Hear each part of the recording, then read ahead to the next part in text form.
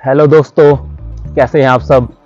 एक और कहानी याद आई और कहानी है, एक बार एक शिष्य होते हैं और वो जाते हैं महात्मा बुद्ध के पास और महात्मा बुद्ध से बोलते हैं कि महात्मा बुद्ध, मुझे आपके संघ में शामिल होना है, तो आप मुझे शामिल कर लीजिए। तो महात्मा बुद्ध ने बताया कि इस तरह से आप आकर तो संघ में शामिल नहीं हो सकते, आपको परीक्षा पास करनी होगी और परीक्षा पास करने के लिए आपको एक दिन और एक रात शमशान भूमि में बिताना होगा।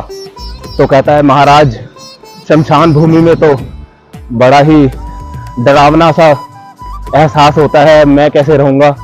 तो महात्मा बुद्ध ने बताया कि ये हमारा एक परीक्षा है, आपको इसको पार करना ही होगा। तो कहता है, ठीक है महाराज, अब संघ में शामिल होना है तो मैं इस परीक्षा के लिए तैयार हूं। तो अगले दिन सुबह आता है और बोलता है कि महात्मा बुद्ध, मैं तैयार हूं शमशान में जाने के लिए। तो बोलते हैं, ठीक है आप जाइए और कल सुबह आपको जो भी अनुभव होंगे आप हमें बताइएगा। तो वो जाता है, जब जाने लगता है तो उसके पीछे से महात्मा बुद्ध अपने 4 शिष्यों को बुलाते हैं कि वो इस पर नजर रखना, और लेकिन इसको पता ना चल पाए कि तुम इसके साथ हो। तो अगले दिन शिष्य वापिस आता है, महात्मा बुद्ध पूछते हैं, बताइए आपके अनुभव क्या रहे। तो बोलते हैं, महाराज सबसे पहले वहां पर मैं जाकर बैठ गया तो कुछ देर पर वहां पर एक अर्थी आई, कुछ लोग उसके साथ थे, बातें कर रहे थे, कुछ लोग दुख मना रहे थे, कुछ लोग बहुत दुखी थे और कुछ लोग दुखी होने का भ्रम कर रहे थे, कुछ लोग खुश भी थे। और फिर लकड़ियां सजाई गई, उसे मृत शरीर को अर्थी पर रख दिया गया, लकड़ियों से ढक दिया गया और फिर उसको अंतिम अग्नि दे दी गई। और सभी लोग बात कर रहे थे कि भगवान के आगे किसी की कोई जोर नहीं चलता है, समय के आगे किसी का कोई जोर नहीं चलता है, सब यहाँ पर आकर खत्म हो जाता है, मनुष्य शरीर नश्वर है। तो तरह तरह की बातें करते हैं। और फिर कुछ समय पश्चात जब चिता पूरी तरह से जलने लगती है तो एक एक करके सभी लोग वहां से जाने लगते हैं। महाराज कुछ समय के पश्चात एक अमीर आदमी की अर्थी आई जिसमें बहुत सारे लोग थे और अर्थी को खूब अच्छे से सजाया गया था। फिर वहां पर कर्मकांड किए गए,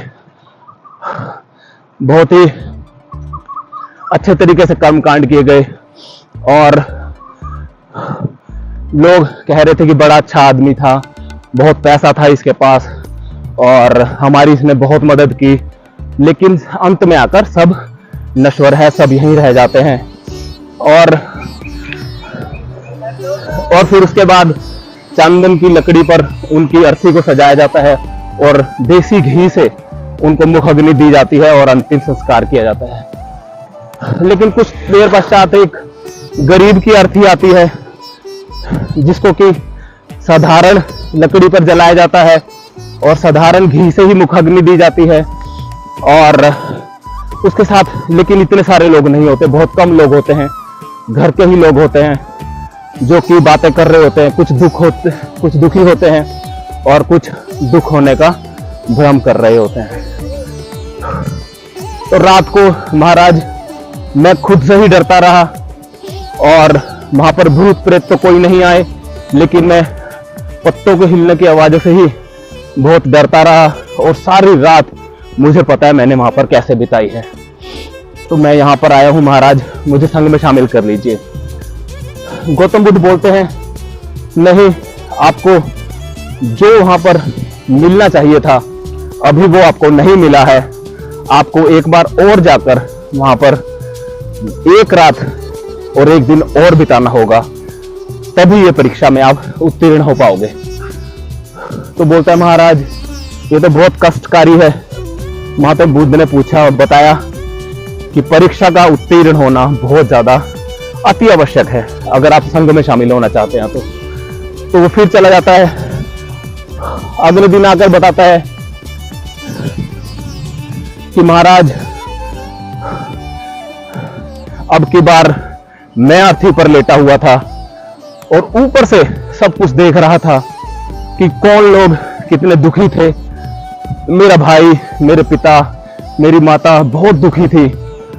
और कुछ लोग थे जिसमें कह रहे थे कि ये तो अभी युवक ही था, इसने अभी दुनिया में देखा ही कुछ नहीं था, इसे इतनी जल्दी नहीं जाना चाहिए था, इसके ऊपर बहुत सारी जिम्मेदारियां भी थी, अपने बूढ़े माँ बाप की सेवा भी करनी थी और इतनी जल्दी जाना भगवान ने ये ठीक नहीं किया। मैं महात्मा बुद्ध सब देख रहा था और मैं खड़ा होना चाहता था, हिलना चाहता था, लेकिन हिल नहीं पा रहा था। मैं चलना चाहता था लेकिन हिल नहीं पा रहा था। मैं उठकर अपने भाई को सहारा देना चाहता था, अपने पिताजी को सहारा देना चाहता था, उनको बोलना चाहता था कि मैं उनकी सेवा करना चाहता हूँ, अपनी माँ का आशीर्वाद लेना चाहता था, परंतु मैं हिल नहीं पा रहा था। मैं सांस लेने की कोशिश कर रहा था परंतु सांस नहीं ले पा रहा था क्योंकि मेरे अंदर जान ही नहीं थी। फिर मेरे चेहरे को ढक दिया गया और धीरे धीरे चारों तरफ गर्मी बढ़ने लगी। पहले मेरी उंगलियां, हाथों की, पांवों की, मेरी पलकें, मेरे बाल जलने लगे। धीरे धीरे मुझे और गर्मी लगने लगी, तो मेरी खाल जलने लगी और मेरा खून सूखने लगा, भाप भर के उड़ने लगा। मैं फिर भी बहुत कोशिश की हिलने की, लेकिन मैं हिल नहीं पा रहा था महाराज।